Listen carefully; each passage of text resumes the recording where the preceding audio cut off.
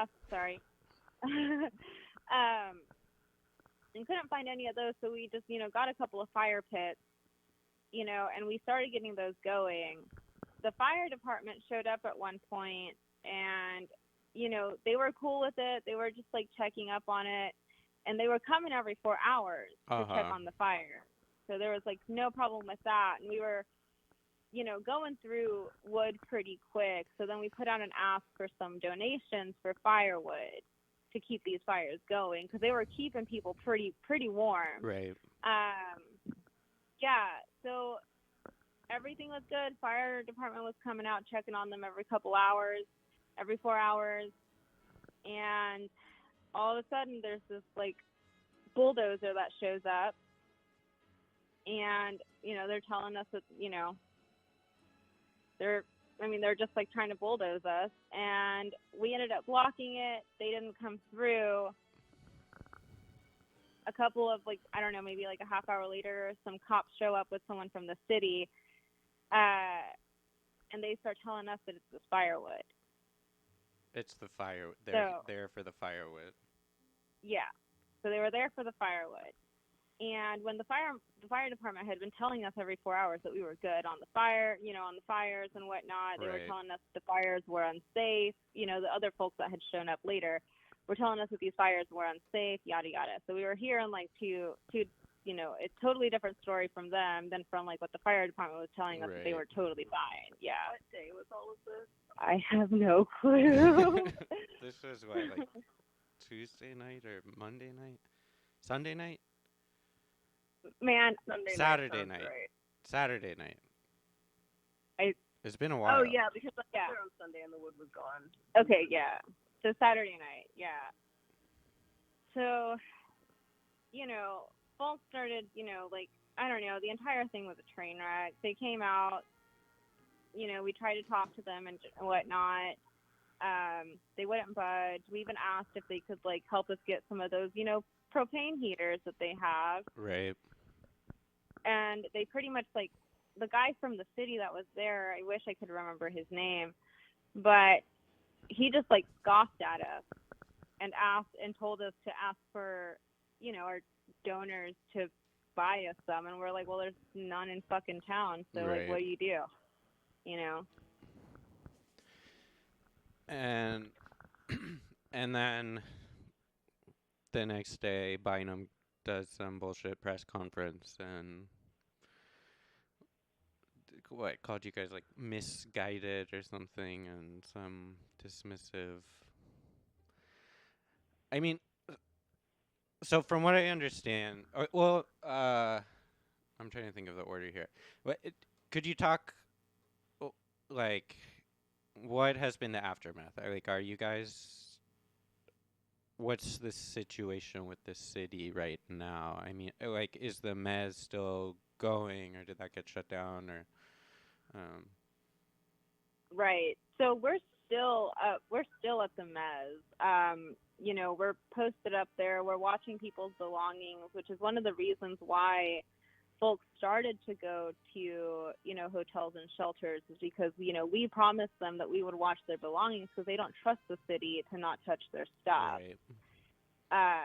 So we told them we would post up, watch their stuff, and, we're still there. There are still some folks at the MEZ, and they're folks, like, every day, all hours of the day coming through, asking us if, we could take them to shelters or a hotel. If we have supplies, blankets, hand warmers, food, tents, all the jazz. So the word got around that we were posted up at the MEZ. So, we're going to be there until Monday, until the weather lets up. Uh-huh. And what's the fire, like, you don't have firewood anymore, I assume? Well, the city did a pretty crappy job at cleaning up. There's, like, still some there, but, like, we don't have the fires anymore. Like, they're not going. So that's, like, the compromise that has happened so far. What is it? That's, like, the compromise with the city that has happened so far,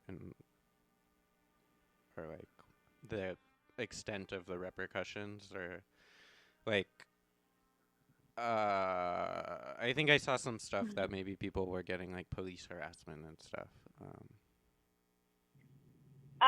We have been seeing police roll by and security roll by quite a bit. I personally like haven't experienced that, but like, you know, there was like one of our folks that was kind of like harassed by some security guard who like took a picture of his license plate and whatnot. A private security guard. Right. So And like that's on our that live stream that was live streamed too, and that's on our Facebook page as well. yeah, Yeah. I think I saw that video. I mean, so I guess like if there's a conflict, it's between the city's response and So the conflict as it currently exists, the root of the conflict is the city and Food Not Bombs. And when we say the city in this case, we don't just mean the city of Tulsa, but we also mean like a lot of the approved groups that are allowed to do like houseless outreach. right.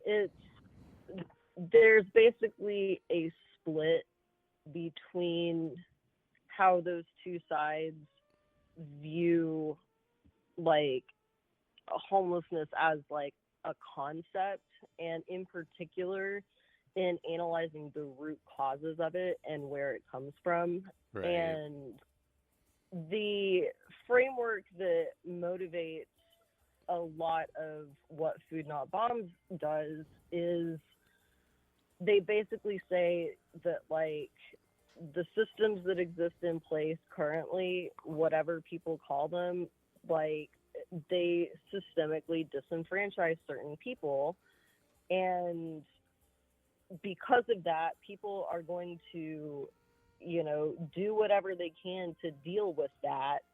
And a lot of those decisions a lot of times do influence why people end up unsheltered, but you shouldn't penalize people for that by not allowing them to have the ability to continue to live just because they don't live in a way that is deemed socially acceptable. Because the vast majority of people who are living unsheltered are really just trying to keep to themselves and get through the day just like everybody else.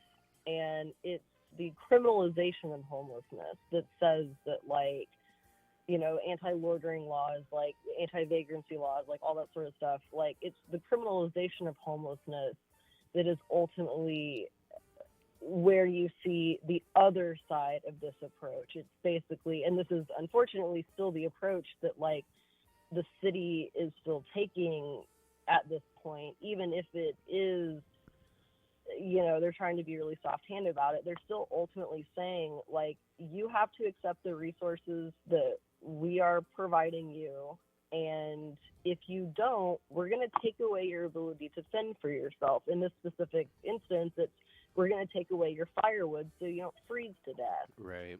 Like, nothing about what the city has done solves homelessness. Like, it's been stated like over and over and over by like people who've been here, people who are observing, people who have any common sense whatsoever. If 0-degree temperatures aren't enough to get somebody to go inside, punishing them is definitely not going to do it. The weather is punishment enough. And that's what's not being understood by this other side. And that is ultimately the position that Food Not Bombs is advocating, that like, look, if somebody is staying outside for whatever reason, that is their right, and they still deserve to live, and we will help them do that. That is, in the end, that's all Food Not Bombs is doing. They are saying everybody has a right to live, they have a right to life, and we will help them. And that is, like, that's what's so like egregious about the response of the city, is that, like, there is no reason why private individuals shouldn't be allowed to do this sort of stuff. Like, it is the criminalization of homelessness that is the only thing that actually, like, creates these reasons why what they're doing is wrong. If you removed everything about the framework of homelessness as a crime, everyone's justifications for, like, why Food Not Bombs shouldn't be out here, like, they all disappear. And that is ultimately why there has been this intense pushback against the city, and in particular against, like, you know, certain remarks from the city councilors, because anybody who has half a heart and half a brain looks at this situation and is like, why are they punishing people for helping people? Right. Because in the end, that's what it is. And, you know, then there's people who are saying that, like, it's mean or it's bullying to, like, you know, try to hold the city councilors and hold the city and hold the mayor to account for this, and it's not. Food Not Bombs was trying to get Mayor Bynum to, like, open 24-hour warming shelters, do something before the storm hit. And the city refused to act on it. It literally took someone dying and people yelling about the issue for the city to start to do anything. And what do they deem important to do during this? Harass the people who stepped up to help. Right. All because they got caught with their pants down, with their rears in the breeze, and they know it. And rather than just wipe up and save face, they're trying to convince everyone that their shit don't stink. And everyone knows exactly what this is and what they're looking at. And that's why we are encouraging everyone to air their grievances, use Facebook, use every means that you have at your disposal to get a hold of the city councilors and let them know that the city's response was not okay anywhere, any of this. The city needs to own up to the fact that they messed up, and it took individuals stepping up to rectify the situation, and instead of being grateful, they're throwing a tantrum about it. People need to hold our elected officials accountable for that. It's your civic duty to hold them responsible when they mess up. Right. And someone freezing to death on a sidewalk outside of a shelter is a failure. That's all it is. The only way you can say that's not a failure is if you're saying that that person's life didn't matter. And that is what we're trying to hold the city councilors accountable for. That's what we're trying to hold Bynum accountable for. And so one of the specific things that we're doing outside of, you know, tagging them endlessly on Facebook and trying to talk to them through social media, because in a lot of cases, that's one of the only tools you have at your disposal to talk to your elected officials. But we are also encouraging everyone to sign up for the public comment for the city council meeting. It's Wednesday, February 24th. So a week from now, it's next Wednesday. Comments and questions have to be submitted by 5 o'clock Tuesday, the day before. So they will need to be submitted by 5 o'clock on Tuesday, February 23rd.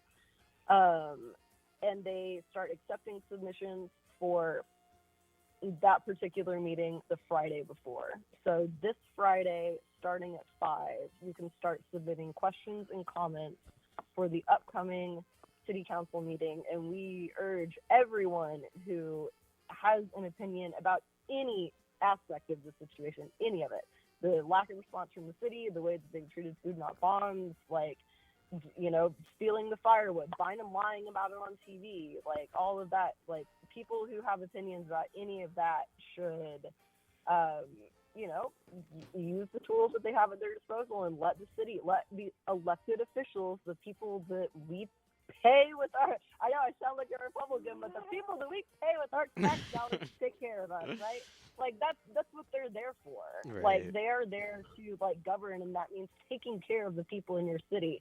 And for too long, we as a people, remember Bynum is a Republican.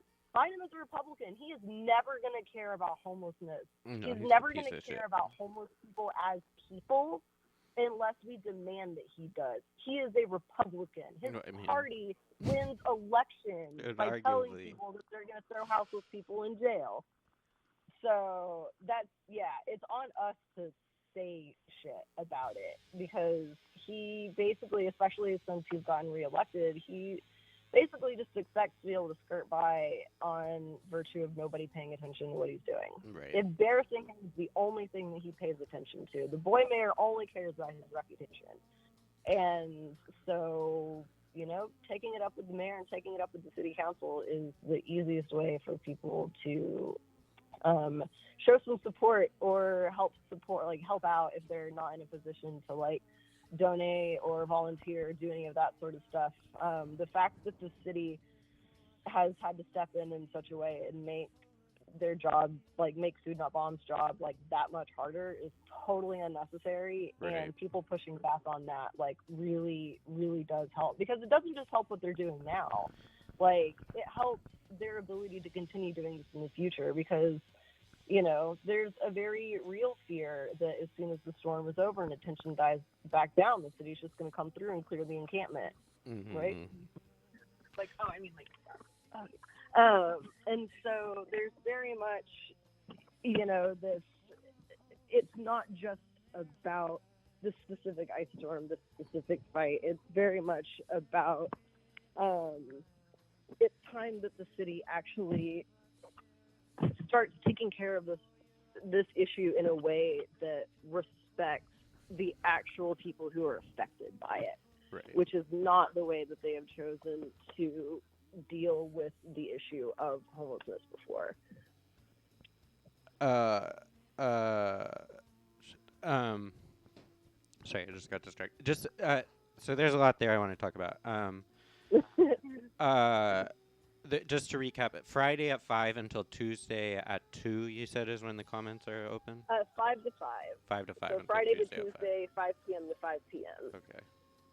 And I don't have the email information off the top of my head, but if you go to the city council website, or if you type in like city council meeting agenda, it'll take you to where you need to go on that. Okay. Sounds good. Yeah, so I mean, so something I was rambling about on Monday is like, right, like in our idealized society, like we wouldn't ever get to this point. Like, we would house homeless people, we would give them places to live. But like the Bynum administration, Bynum has no interest in doing that. And so, but what it is in his interest is to convince us that he is not a totally cruel and evil person who through inaction will let people die. And that's what happened last week, is, like, it's like the city is claiming that they're going to somehow, that there's the city wants to convince us that they have it under control, that there's some process by which like nonprofits are going to get everybody off the street, everybody safe into some safe place and warm.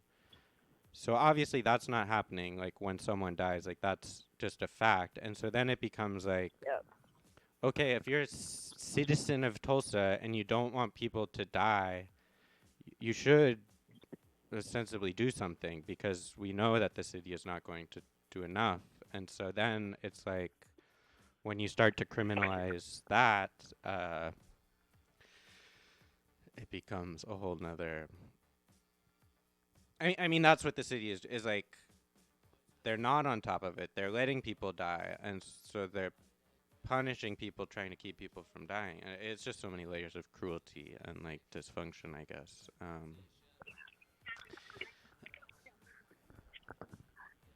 Yeah, and like that is one of the things that we've really tried to kind of like harp on and point out through this whole thing, is that it's needlessly cruel to refuse to, take any sort of action on this until like absolutely forced to do so through like, public humiliation. Like, that's not leadership. Right. That's not leadership at all.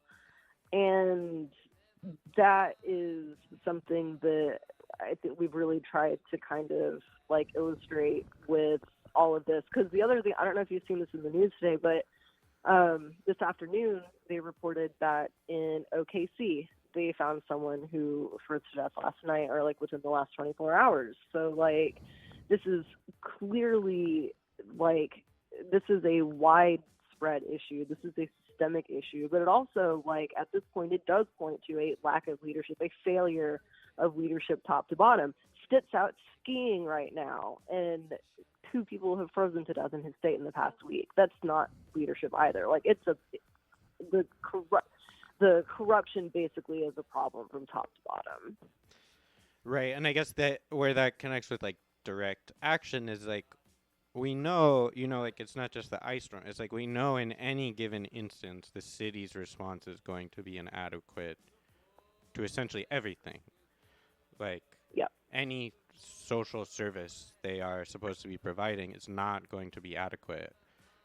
And so there needs to be space for people to like in the absence of the city actually fulfilling their duties, like then you need things like direct action to fill those gaps. And well, mutual aid, this type mutual of aid, community work in and of itself isn't necessarily direct action, but when these types of circumstances start to arise in which you are dealing with, you're starting to see overt pushback and resistance and, degradation by the city and stuff like that, or, whatever entity, state, county, etc. Once you hit that point in which it has become, a public issue, something that people are paying attention to, that is whenever it has the potential to start to cross over into being more of like a direct action type of thing, right? Like, thank you too. What's the difference between mutual aid and direct action? I'm using them interchangeably, I think. Well, because sorry, somebody yelled into the window there, because where I was about to go with that is, so it's like I had said a second ago, is like, this doesn't end whenever the storm is over, right? There's going to be the fear that the city is going to come through and clear out the encampment. The fact that they might do that during the storm, using the excuse, is why they have established the MEZ, because they're going to stay there and they're going to keep an eye on everyone's stuff. And there very well may come a point in Tulsa in which, we're going to have to ask the community to come out and be like, hey, like, they're wanting to bulldoze the encampment. Will you, like, come stand with, the community that has been built here? Will you help us, like, come and continue to be good neighbors to them? And that is explicitly where this crosses over into being more than just community work and more than just neighbors helping neighbors. That's when it becomes like neighbors fighting for neighbors, neighbors standing up for neighbors. Okay. And that's because one thing too is, like, we don't want people to, like, be scared off of the idea of, like, engaging in mutual aid and stuff. Like, it's not super common yet, anyway, that, like, doing mutual aid work is, necessarily going to lead to, like, confrontations with, like, the city or other forms of authority. It's definitely higher than with other types of charity work than you see, but it's not always a part and parcel of it. And I think that is something to keep in mind for people who might be worried about, or who might not feel like they are at a place yet where they're, wanting to take that step into, possibly, like, confrontation with the police, confrontation with the state and stuff like that. But it's one of those things that kind of does have to be, like, understood. You got to keep it in the back of your mind that, like, if this is something that you do dedicate a lot of time to fighting for, inevitably you're going to end up being at odds with your city or your county or your state or someone, because with our society as it currently functions, the de facto way of engaging with homelessness is as a crime. And any person who engages with unsheltered people with not that point of view is inevitably going to end up clashing with the state at some point. And that's when you have to be, like, ready to keep standing up for it if, that's what you're going to do. Right. Okay, that makes sense.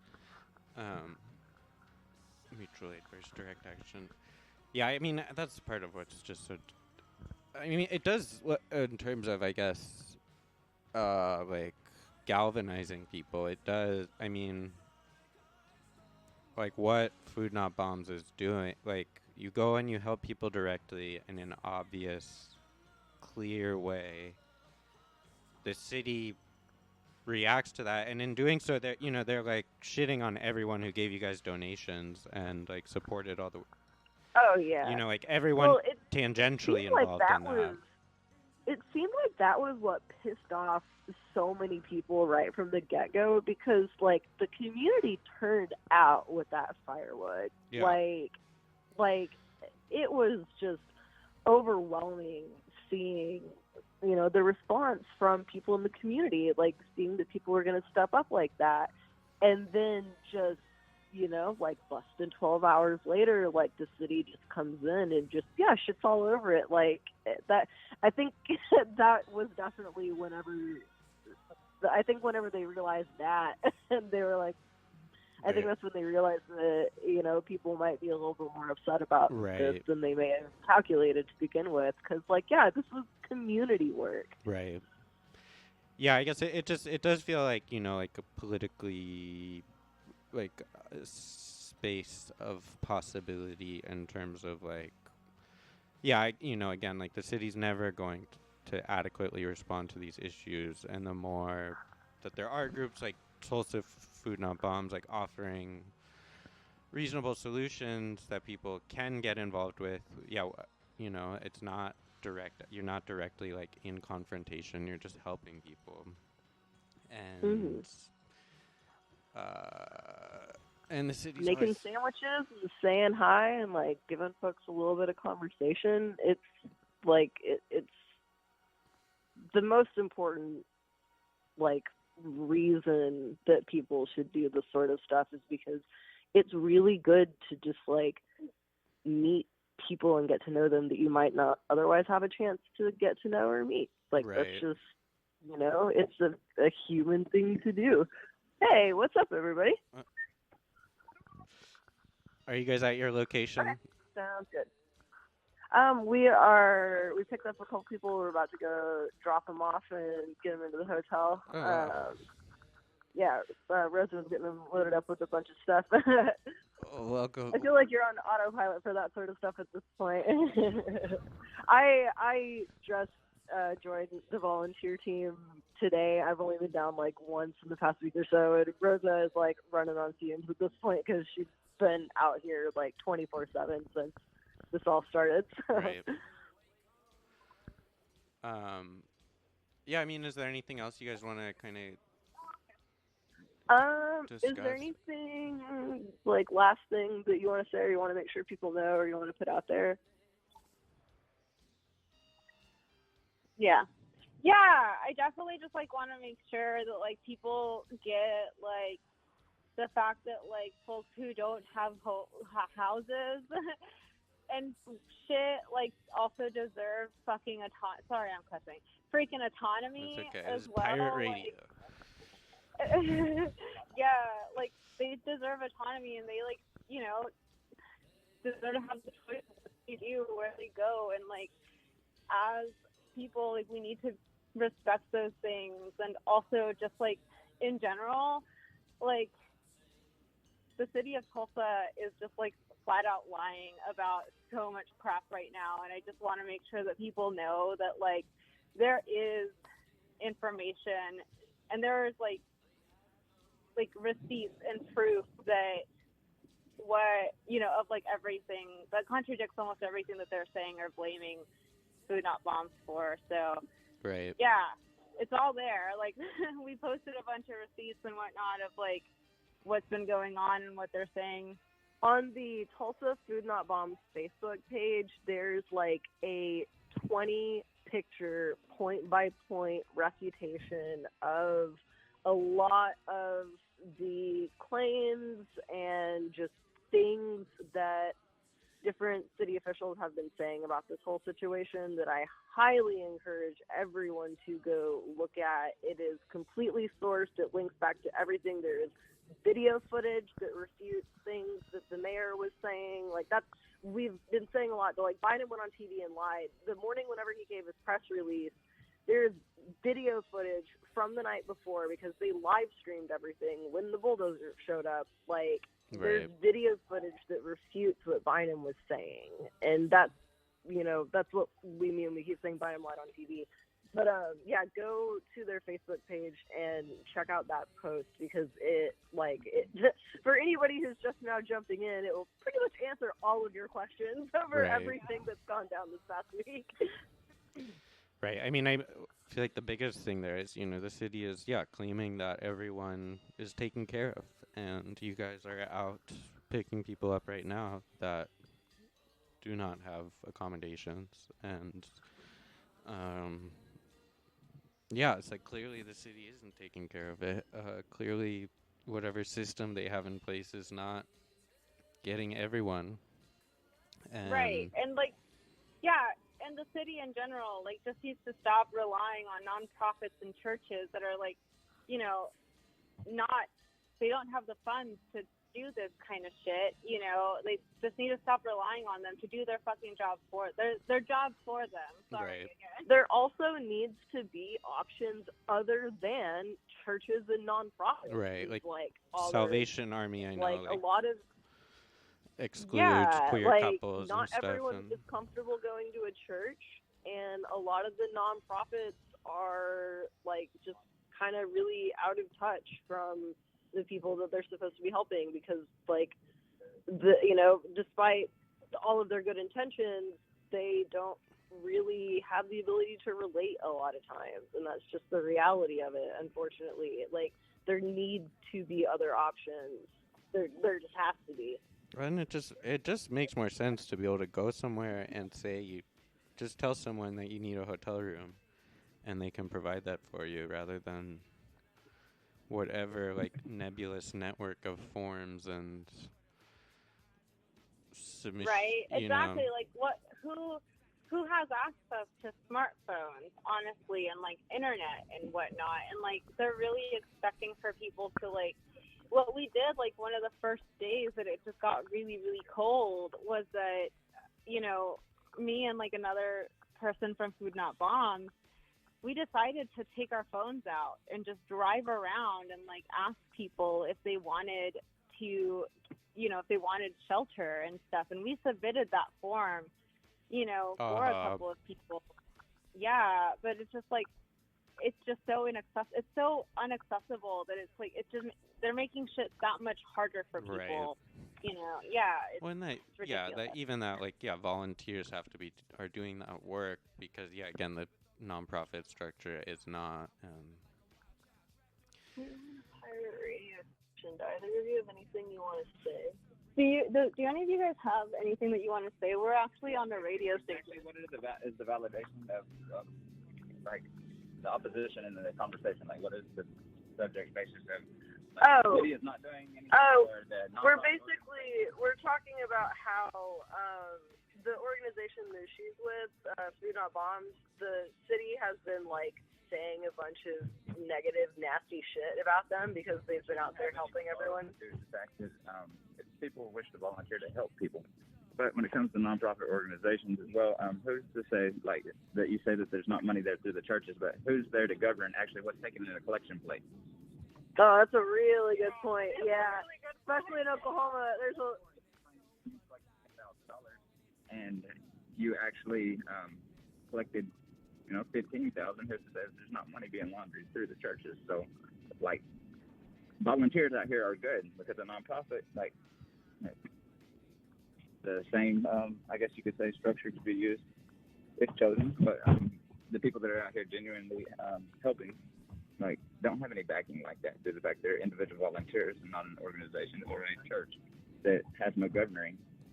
Kind of like Bitcoin, there's no, I guess you would say, federal withholding or governing of it. Totally. Not centralized. Yeah, I mean that's a great point. It's I mean, I was looking at Housing Solutions. Tulsa is the nonprofit Tulsa is working through, I think, and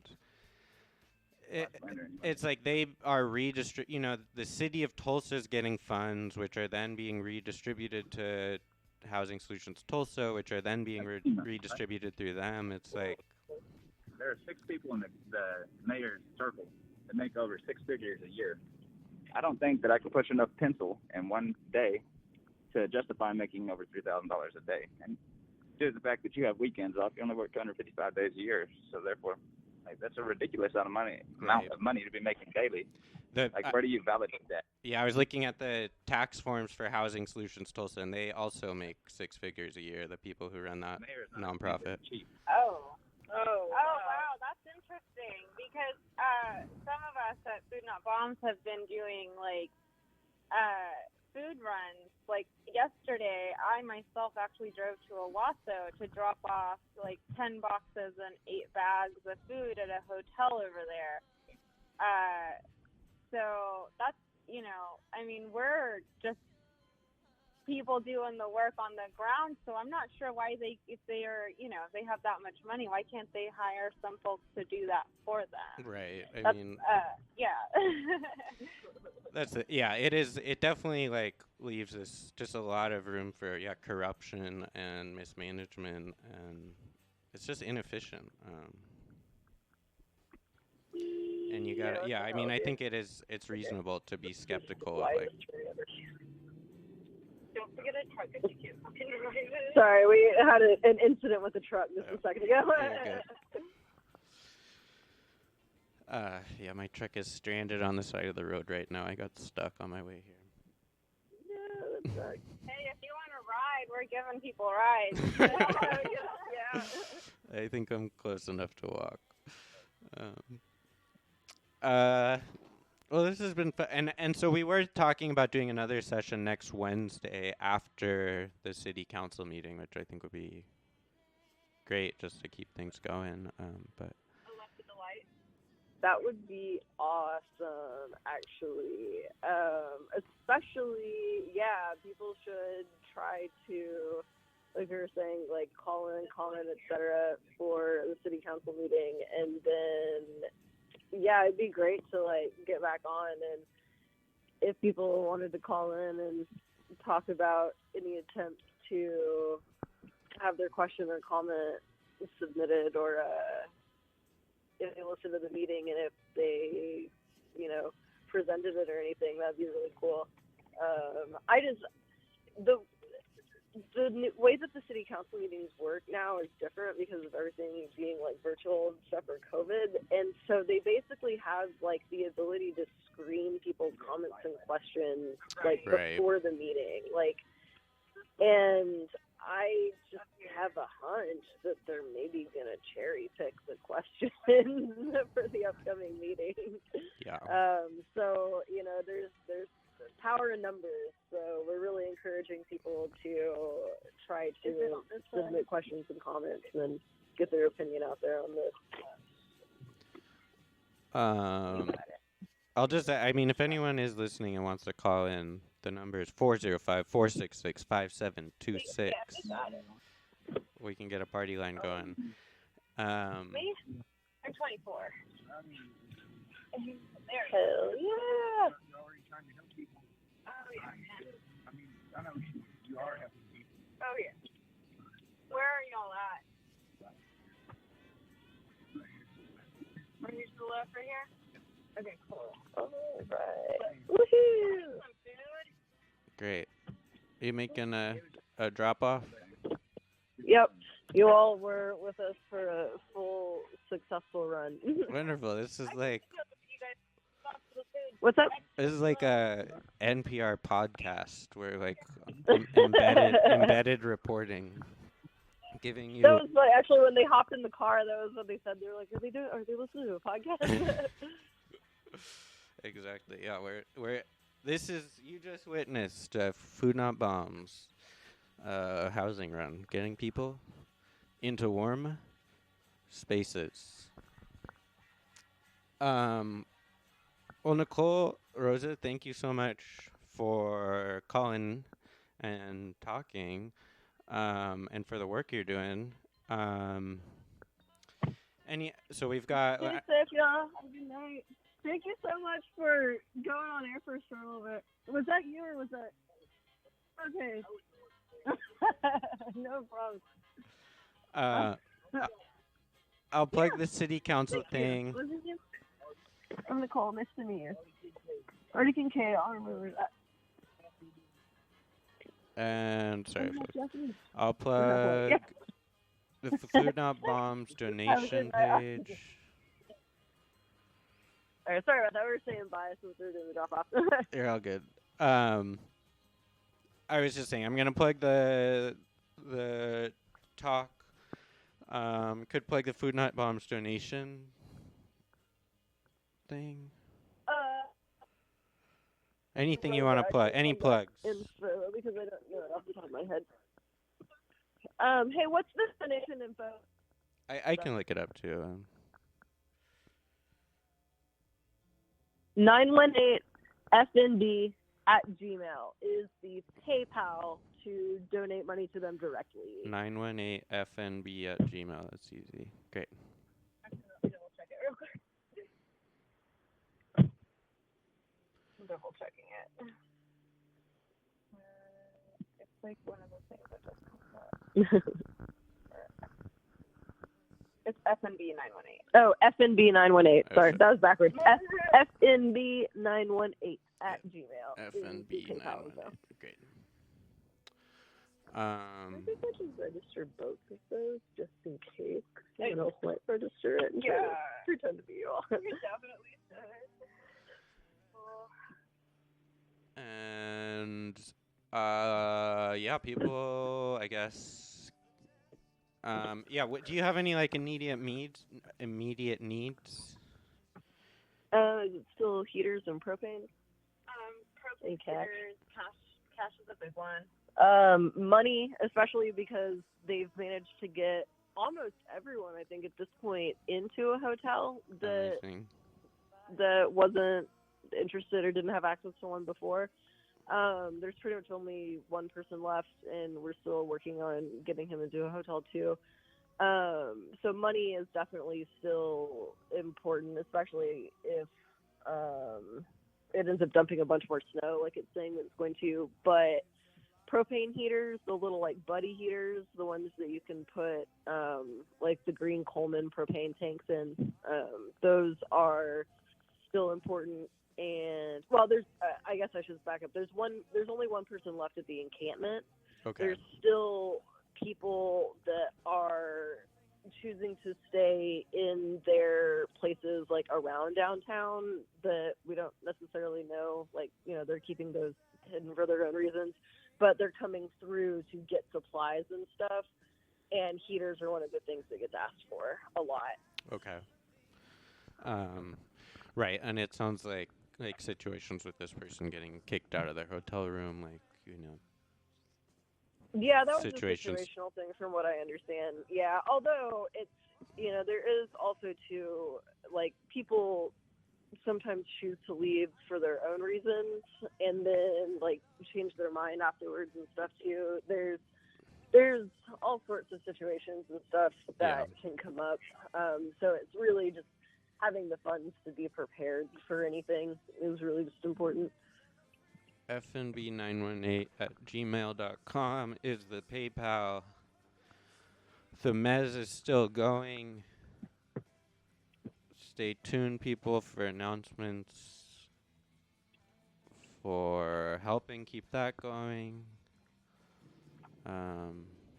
Yeah, thank you so much, and looking forward to talking next week.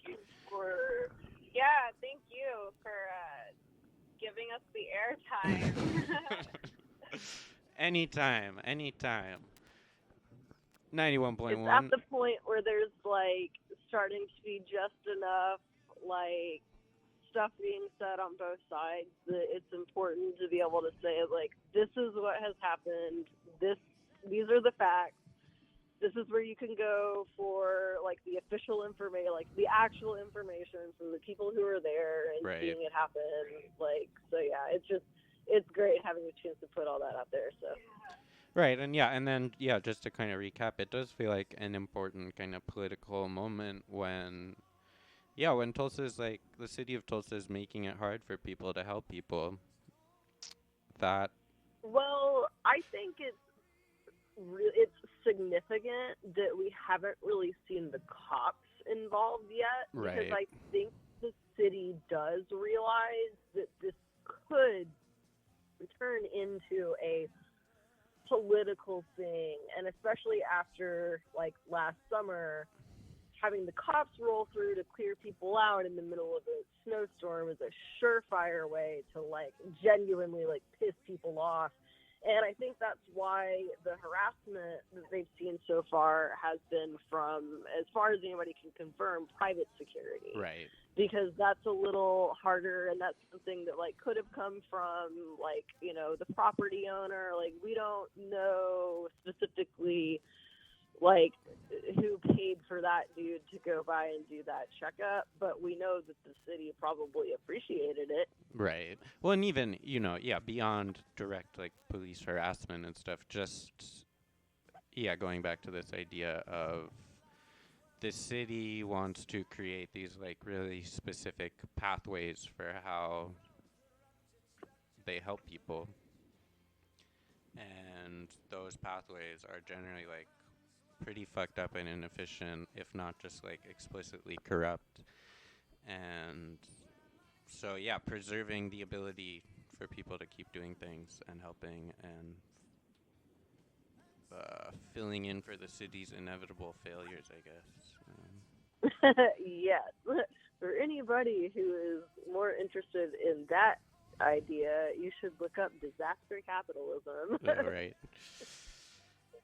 That's a subject for another time. Okay, well, I'll let you go. Thanks for tuning in, everyone. And thank you, Nikol and Rosa, for talking and for the work you're doing. Yeah, thank you. Thank you, man, again, for giving us the airtime and, Thanks, everybody who listened. yeah, hell yeah. And check the Food Not Bombs Facebook page. It's Tulsa Food Not Bombs. They're also on Instagram. Again, we're just posting receipts on all of that shit, just to make sure that we can set the facts straight while the city just keeps lying on us for doing their job for them. Yeah. If you want to see funny memes about the situation, the Red Scare. Yeah, you guys have a lot of meme production going. Are That's right. important agitprop. Yeah. Stay tuned to the meme. Keep your eyes peeled on the meme accounts. Leave public comments. Tune in next week. We've got ongoing coverage here at Tulsa's number one source for news, weather, and current events. 91.1, the Pulse of Tulsa. All right, signing off.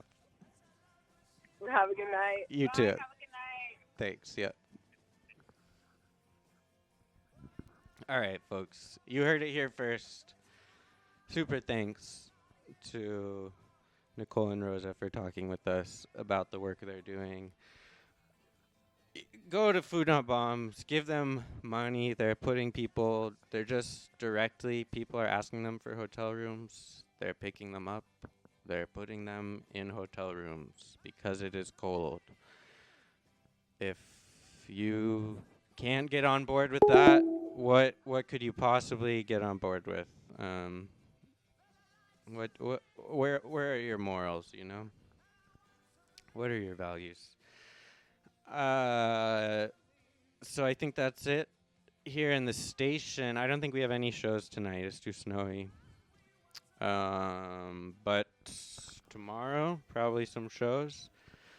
We're playing it by ear, folks. It's Snowpocalypse 2021. And you're tuned in to 91.1 Kano Radio. It is the Pulse of Tulsa. It is your number one source for news, weather, and information. Keep it tuned on the dial. Have a great night, everyone.